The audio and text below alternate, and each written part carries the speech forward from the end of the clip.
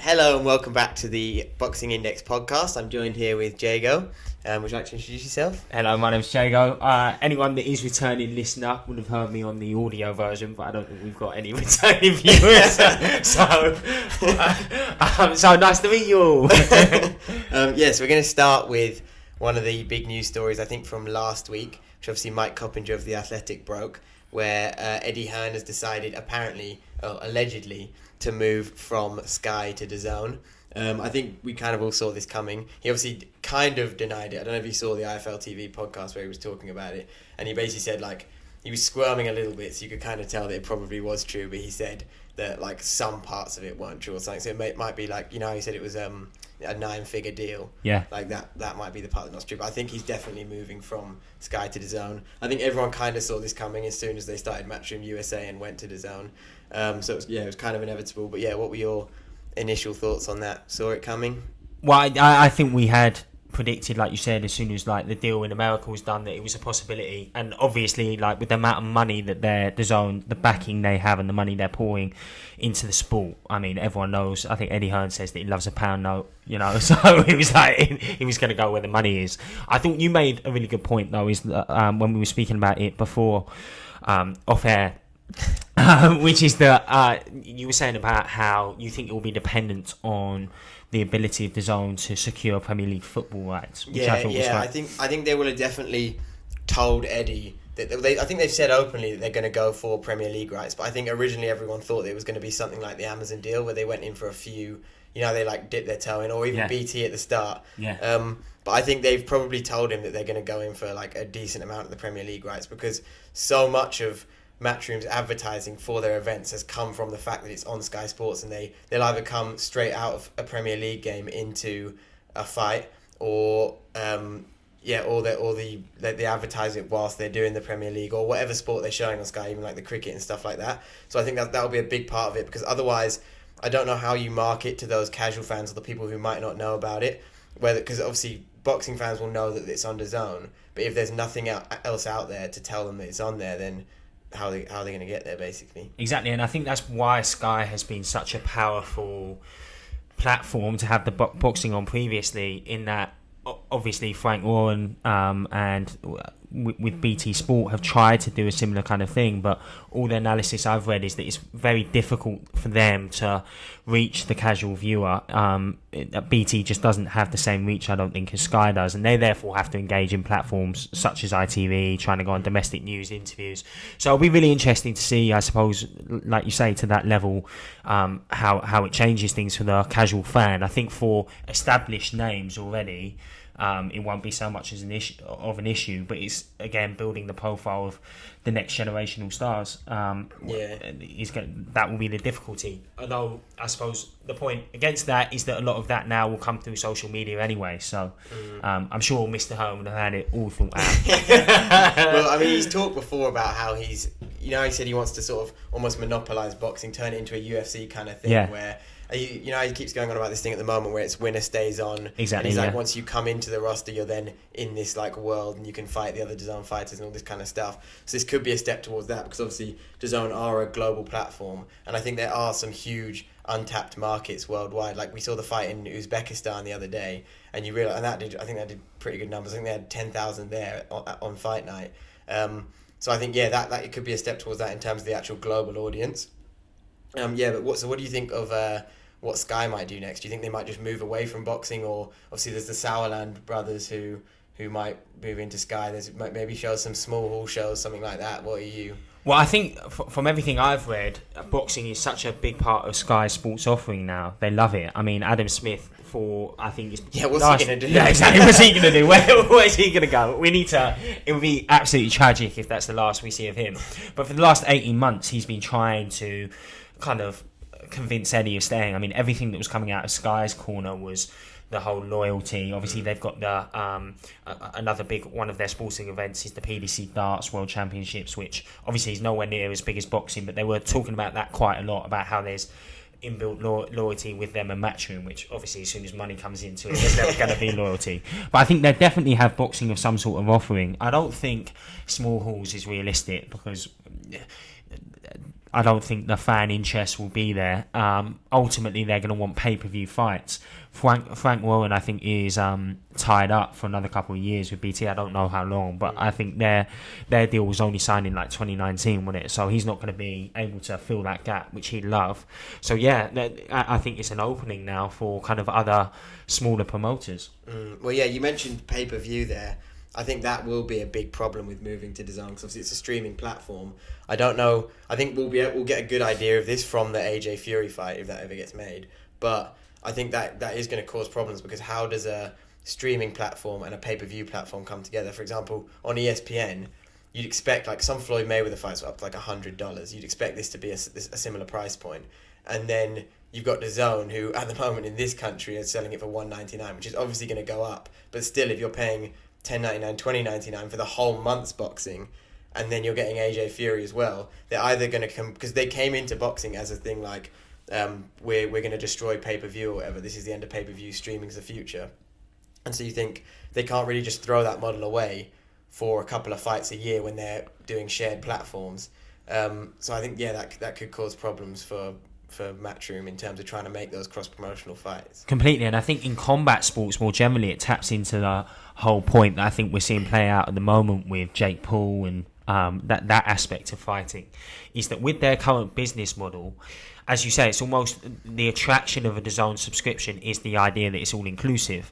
But then you're going to get into a very similar position real quick for the fighters, that you can't pay them the same amounts as you can with pay-per-view if they get X percentage. So quite a lot of the time, fighters are very happy to say X percentage. Obviously, they want their base, but X percentage of pay-per-view buys. That stream of revenue or additional revenue to be able to pay to fighters is then gone. And from a standpoint of if Eddie Hearn is trying to build this, which I think you're right, I mean, he's talked a lot about the UFC as being his inspiration, about how he wants to do something similar in boxing.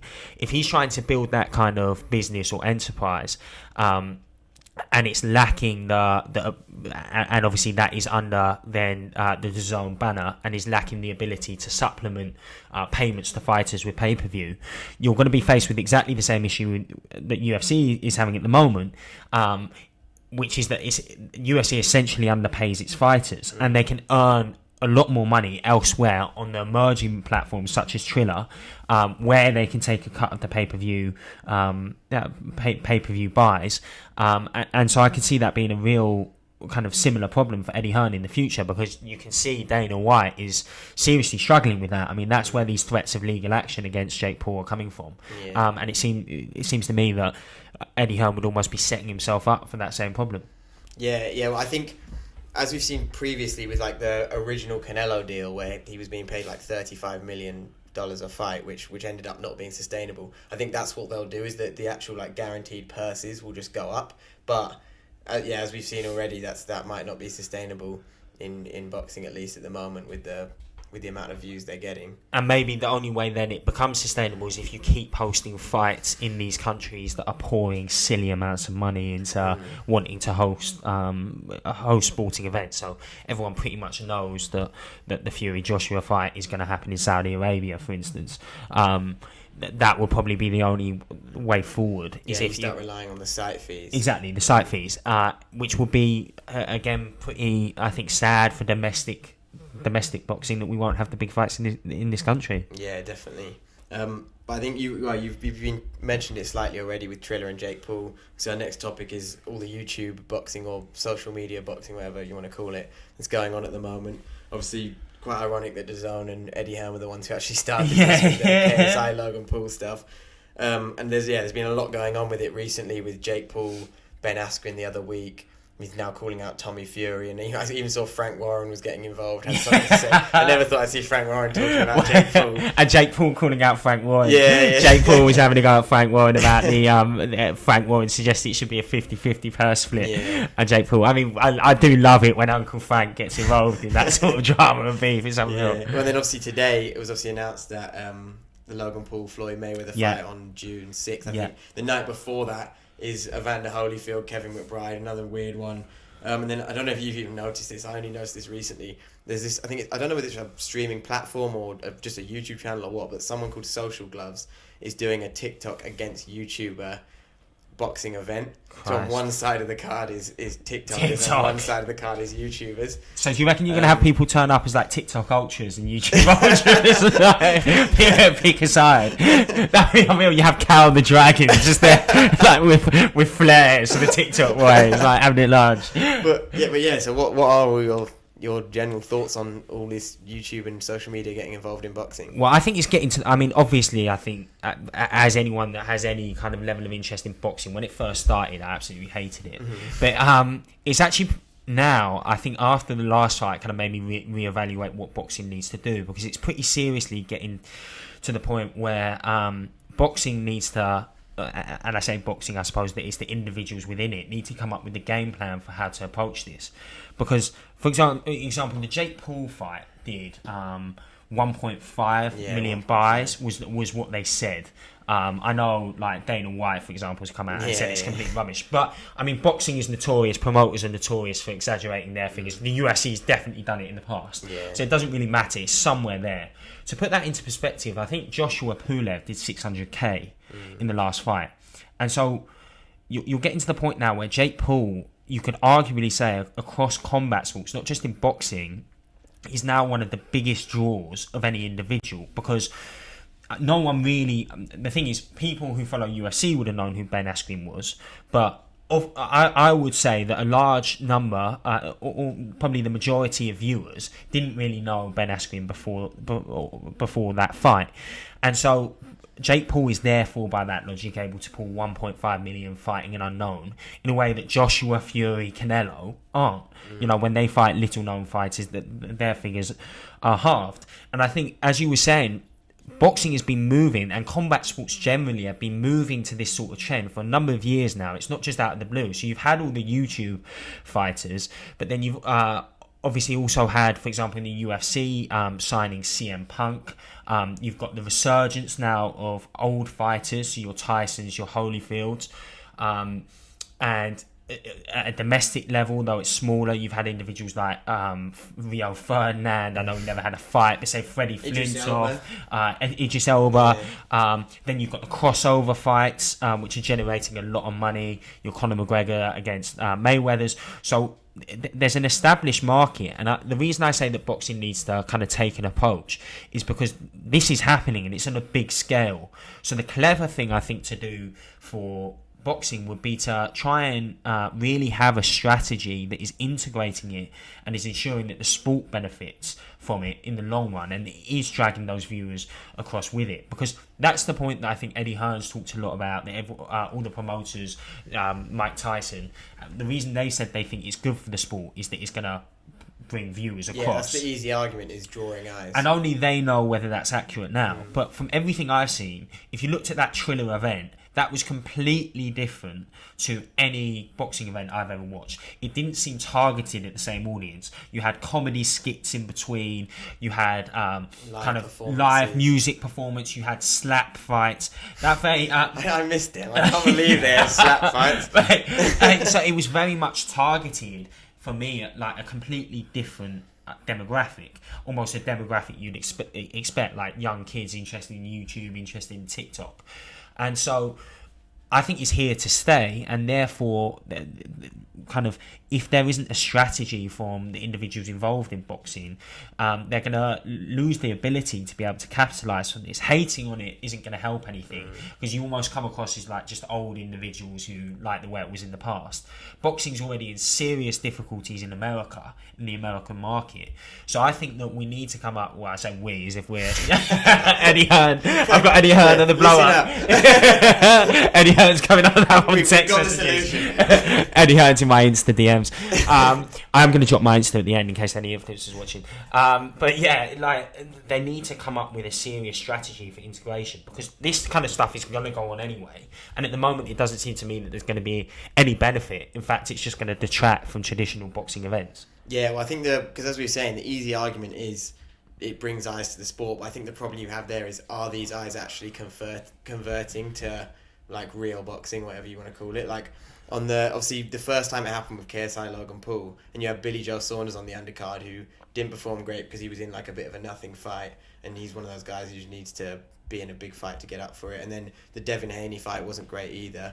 And it's like, yeah, you're not really going to attract any eyes if the professional boxers are putting on a less entertaining performance than the YouTubers, because in that, I don't think anyone can really argue that the most entertaining fight, definitely not the best quality, but the most entertaining was that main event between KSI and Logan Paul.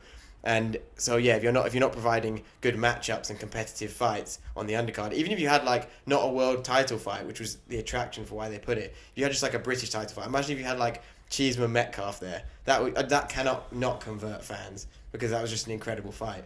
And then I think one point that could be made is this could sort of teach boxing and boxers a lesson in marketing, because these guys, like as you say, the numbers are ridiculous. So maybe they could take something from this. I think maybe you were touching on that a little bit. Yeah, and I mean, I think you're starting to see individuals like Vidal Riley, who obviously is like affiliated with KSI, has been the trainer, is a boxer who's talked about doing it in a completely different order to how most other boxers have. So I don't know what his figures are on social media, but I'd assume they're quite high. Yeah, I think he's got like over 1 million on YouTube. Right, so he's ridden off the back of the trainers and hasn't really had any notable fights.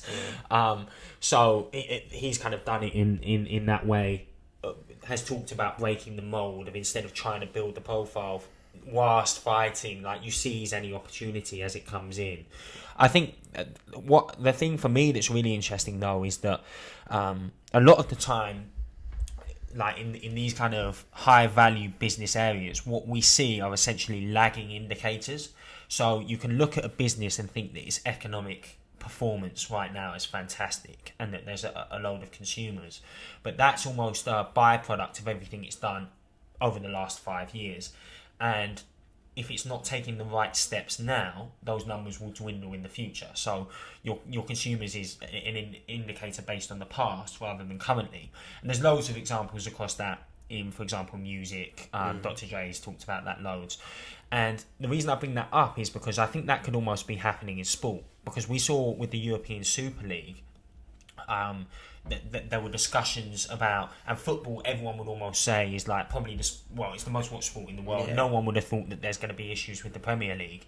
They were talking about maybe having to change the format of football because they've got this like new TikTok generation. They were talking about shorter games, which appears crazy to us, but if that is going on in the mind of individuals in football, then boxing is probably going to be similar. So that would suggest that to some extent, boxing probably will need to, obviously with the threat of UFC and the expansion of combat sports generally, or martial arts, whatever you want to call it, that it could be in a position where we probably are in a position that boxing needs to keep up with the times.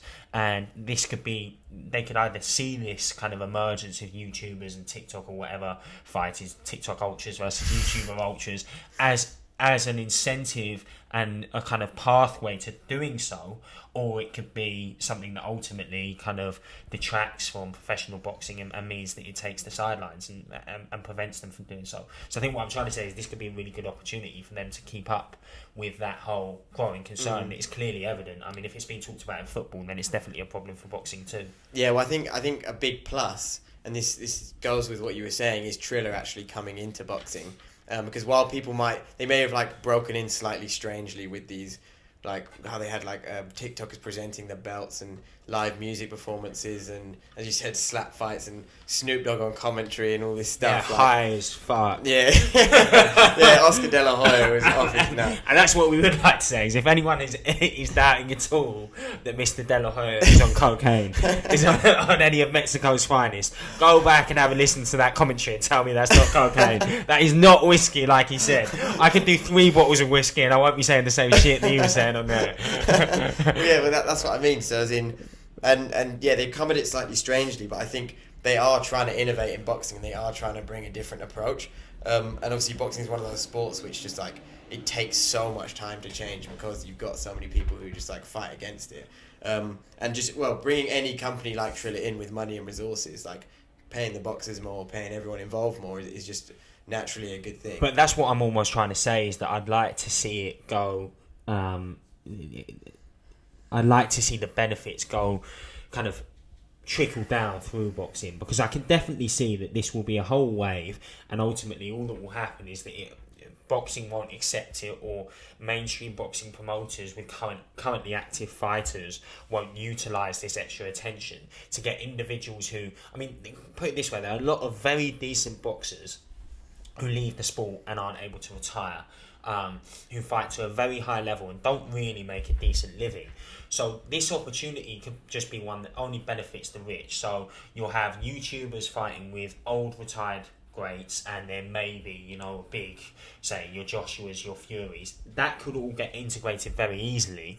But if there's not a clear-cut strategy for integration, I think it will be missing an opportunity to have the beneficial effects of this, both in terms of revenues and in terms of eyes on the sports, trickle down and benefit everyone, most notably the boxers who aren't already established. And I don't think at the moment any debates, people are up in arms about it, everyone's criticising Jake Paul. I don't see any of the leading individuals really saying, I know obviously Eddie Hearn did things with Jake Paul previously and was almost going along those lines, but that wasn't really a consistent and concerted kind of strategy to integrate the two, say, strands of boxing. He said he only wanted to do one or two, and basically admitted it was for the numbers and for the money. You know, he's quite open about that. And so I think without that kind of deliberate planning and strategy for integration, a real opportunity could be missed. Yeah, well, I think that's always been a problem in boxing as well, not just with these YouTube guys. Like, it's always been the thing where it's you need bums. It's a bums on seats business. And if there can be talented guys who maybe don't have the following for, like, locally, or aren't charismatic enough in their press conferences or whatever, and then they won't be getting the money that they deserve, essentially, compared to their skill. And then it's one of those things where, because it's such an individual sport, it's not one of those things where in the Premier League, obviously the Premier League money trickles down through the EFL and Championship League to all that kind of stuff. But it can't really happen in boxing because you don't have these set structures. But I think this whole topic sort of brings us on to our next topic is sort of poor officiating in boxing. And I think part of that is, so we're talking about these new eyes in boxing and everything, and I'm going to be writing an article on this soon, so look out on the boxingindex.com. But I think boxing needs to improve its product before, well, I guess they're already here, but quickly while these new eyes are here, because a lot of people can be put off if what they're watching doesn't hold value. And I think, so we saw it last weekend, in Spain, with the was it on the undercard, Lejoraga against Smith, and that referee was just ridiculous. Just the stoppage was insane. And then also when Smith knocked Lejoraga down twice, he gave him about 25-30 seconds each time. But Smith barely got even like a moment's notice before the referee stopped him to stop it. And then in the main event, obviously with Prosper, he was pulling him up on stuff that just wasn't a problem the whole fight, and then ended up taking 2 points off, which the fight was going towards Martin quite clearly. But if that had been a closer fight, those 2 points would have meant something big. And so I think that's a big problem in boxing, that we need to improve the product before it's worth having these eyes on the sport. Because if you've got somebody, I've been with people before who've been watching it and got so fed up with scores that they're just like, I can't be asked to watch this anymore, it's pointless, like the right person isn't winning the fight. So do you personally think it's more of a problem with poor officiating in that? But I think that's quite unlikely, just because it happens in every single country. So I think it might be more that there's a problem with the actual system with the referees. It's slightly different because you have a poor referee. But with the actual scoring system, how there are so many blunders in scoring, I think it might come down to the fact that the actual system's broken. So what would be your thoughts on that? Yeah, I think it's a difficult one. I mean, it's definitely one that attracts a lot of attention, because someone who kind of lives in my area was actually asking me genuinely a couple of days ago, like, if I knew what the criteria was to qualify as like a boxing referee. Well, yeah, just quickly on that. So, do you know Fight Disciples, Adam Catterall and Nick Pete? Yeah. So they basically went to do a training thing for the UFC. You know how they have their boxing and their UFC podcast. And they learn all the criteria, and there's literally a set out thing that the boxers follow. And then I read a separate article with, I think it was in Boxing News, where Robert Smith, obviously the head of the British Boxing Board of Control, where he was talking about how he was being quite vague about how they're meant to be scored, but he was saying everyone's got their own techniques. And I can't remember which judge it was, but there's one judge who literally has like an imaginary glass of water that's filled up halfway, and he's basically in his head pouring the water depending on how people are doing from one side to the other. And it's like, if that's how they're scoring it, then there's the problem. There's just like no criteria, as you were saying. Well, because I said to this person that the only criteria, well, there were two. First one, you've got to be registered as blind. The second one is in terms of how do they score it. I was like, you ain't allowed to look at the fight. You got to look at the crowd and judge off the noises. Just guess. The only thing I'll say, well, I think there were probably 2 points there. The first is that we have to give some credit to just how difficult it is to officiate martial arts and also sports generally. I mean, so this isn't a problem unique to boxing. It happens definitely a lot of the time in UFC. So Dana White always has if you go on YouTube, you can find probably 20-minute compilations of him calling out that Masagati guy who he's come out and just criticised. Basically, if he doesn't get a result that fits what the company was trying to do, he'll have a go. You see it in football every week. So there is obviously a level of difficulty there. The second thing is in terms of what I think we hear when people talk about the criteria for scoring, they talk about things like kind of commanding the ring, kind of effective defense, kind of tactful attack. And I think it's so subject. Ultimately, a lot of it does come down to preference, and that's why there's always going to be individuals who disagree, because people do look at boxing. Obviously, it's a subject. With any judgment, it's always subjective. But I think boxing is one of those sports where people are almost very camped in what they prefer and what they think deserves to win a fight. So there are definitely some judges who prioritise being busy and landing shots, even if those shots aren't necessarily clean or packing as much power. And there are definitely other officials who kind of prioritise hurting the opponent. And so I think that means that there's always going to be some difficulty too. I think ultimately what we want is we just don't want it to get to the point where there is like you say, a reputation for outside fans that there's no point watching boxing and people don't understand what they're watching, because I think that would be something that puts someone off. Like, I would never watch, I don't know, ice skating because I don't know what's going on. The last thing you'd want, or gymnastics, like how can you tell? I think part of the appeal of boxing for casual viewers, it's almost intuitive. You should be able to tell who's winning the fight. You don't want to put casual viewers off because they just get to the point where they don't think they don't understand what they're seeing, and you also don't want it to get to the point where, for example, in the UK, foreign fighters don't want to come and fight domestic fighters because they think unless they knock them out, they're going to get robbed, and that then puts a dent to the kind of level and quality of boxing that we see domestically. I think that's definitely a reputation we've been gaining slightly, especially over this pandemic. There seems to have been a lot more poor officiating since it's been behind closed doors, which is strange because a lot of it before was attributed to, as you said, like crowd noise and stuff. So it's a bit of a weird one. But I think there's definitely like steps they can take, like whether it's having a few more judges and then like having 5 judges and taking off the 2 widest ones that have clearly got it like well off, or having like some video referees instead, or video judges, where you're looking at it from a different angle. Or I think the parameters from which they score are like slightly strange as well. You know how it's always 10-9, 10-9, or knockout 10-8, knockdown 10-8, or then it goes down to 10-7. I think there's ways they can make it wider than that, because if you have a boxer who there's 2 really close rounds, could have gone either way, and then one boxer has like a really, really good round, clearly wins, that boxer could then be he could be 2-1 down at that point. Yeah. And so I think it needs to be rounds wise and on the scorecards. So I think it could be something like, if you have a really clear round, it's a 10-8, then the knockdowns are 10-7, then 2's a 10-6, like that. Just widen it slightly so that it rewards dominating rounds rather than just edging them, because edging around and dominating around without a knockdown are the same thing. Yeah. I think the issue is this kind of debate has been going on for years, and the things that have been suggested, I think, in the professional ranks are like moving towards. So, for example, you were talking about that guy that fucking has glasses of water in his head.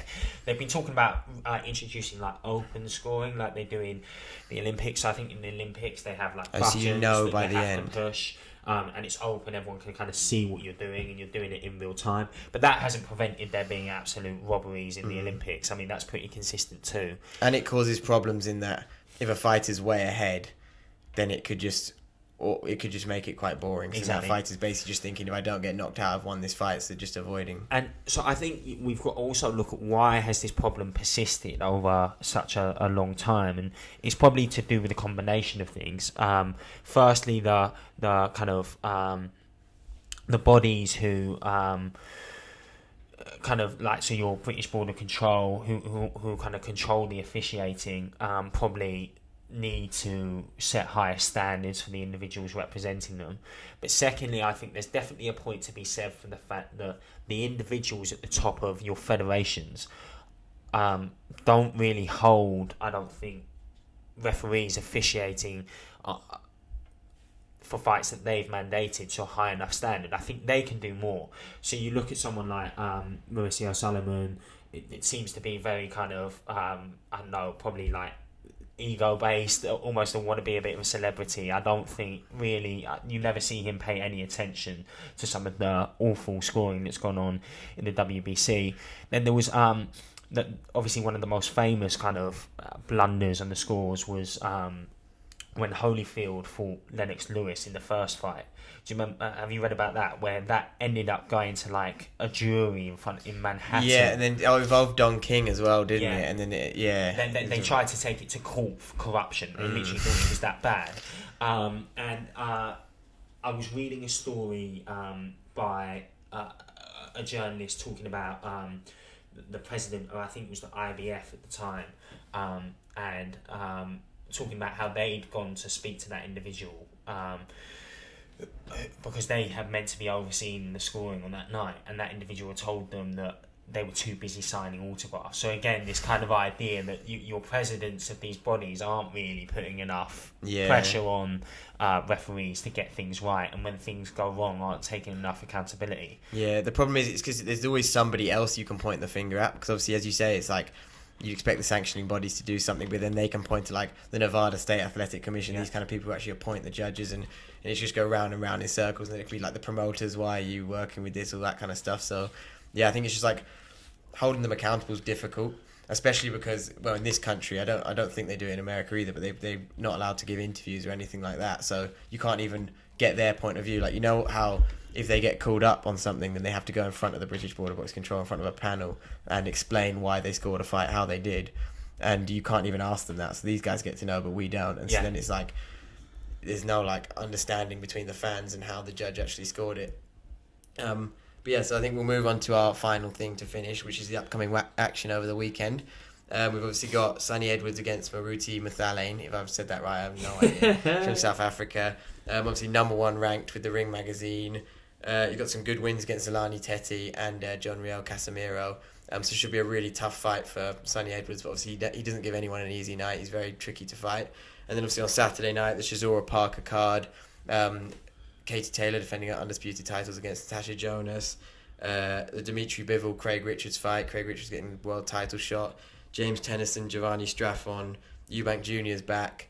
Scott Fitzgerald's back. And Campbell Hatton's back. And then obviously later that night, Andy Ruiz is back on pay-per-view against Chris Arreola. $50 in America. What is it? Ridiculous. And Arreola lost to, is it Arreola, isn't it? Yeah. Has lost twice, I think, to Stavern. Yeah, I'm not sure of his exact record, but I just know that he's lost to people. Fight, he lost to Kaunaki. Yeah, I saw that. Yeah, and lost to Stavern, who Wilder wiped the floor with. I just know he's been beaten by people of a far worse level than Andy Ruiz, and he's 40 years old. Yeah, he's 40. And it would be fair enough, because obviously Andy Ruiz hasn't fought since the Joshua fight. It'd be fair enough as a comeback fight, but to put it on pay-per-view, it's just and the undercard's not even that good, it's just ridiculous. Well, they just don't have good undercards. Yeah, but so which fights there are you looking forward to? I'm looking forward to Edwards. I mean, I think everything I've read is that he's an outsider because obviously the opponents. He'll be a big underdog. The last time I think he's lost twice. Once when he was kind of at domestic level in South Africa, and then the last time he lost was to Danair, which shows you kind of the quality of fighter he was. I think we watched together, but I watched Edwards against the Somba. Yeah, we might have watched that together. Actually. And I think it was like the only thing he did wrong was his hairdo. You know, he put his hair up in those like silly pigtails. Other than that, he was unreal. Like, and his footwork in that fight, you can lace a glove on him.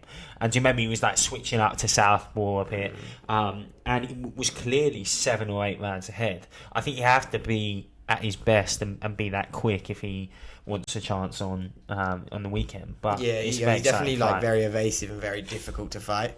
So yeah, I don't think he'll give anyone an easy night. Yeah. And then obviously the Matchroom card, that undercard is unbelievable. I think that's one of the best undercards I've seen for a while. Uncle Eddie's done it again. He's done it again. Mate, you got to decide. You got Uncle Eddie and Uncle Frank. You got to pick one. I don't know why I'm looking at it as if Eddie Hearn's going to watch.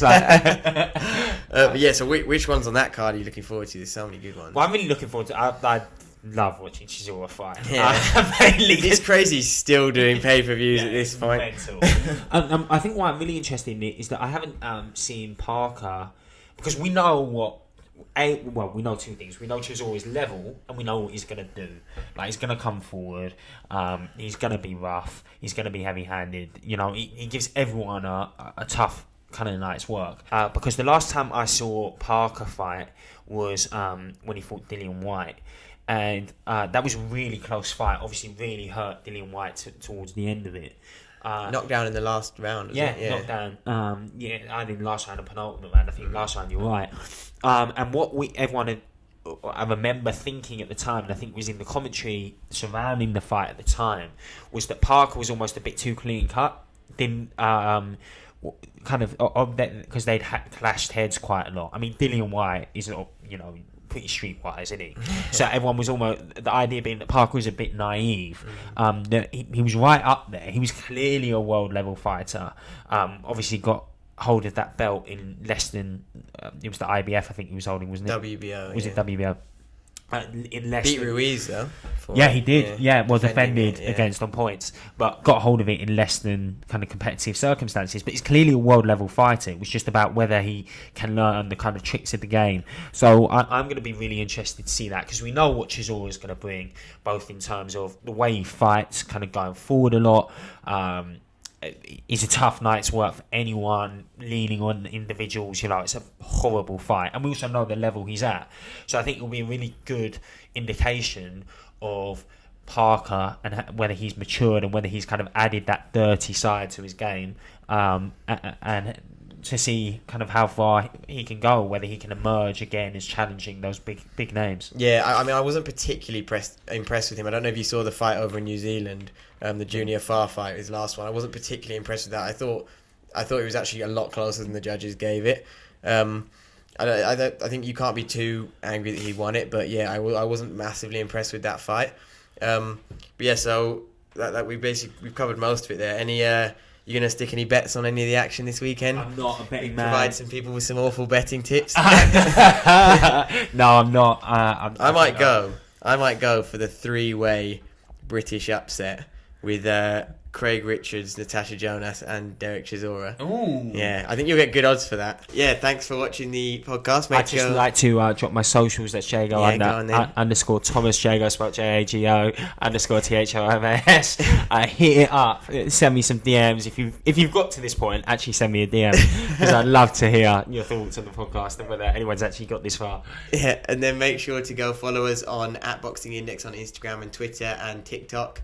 And then, check out our articles on www.boxingindex.com. And thanks for listening. Love you. Bye.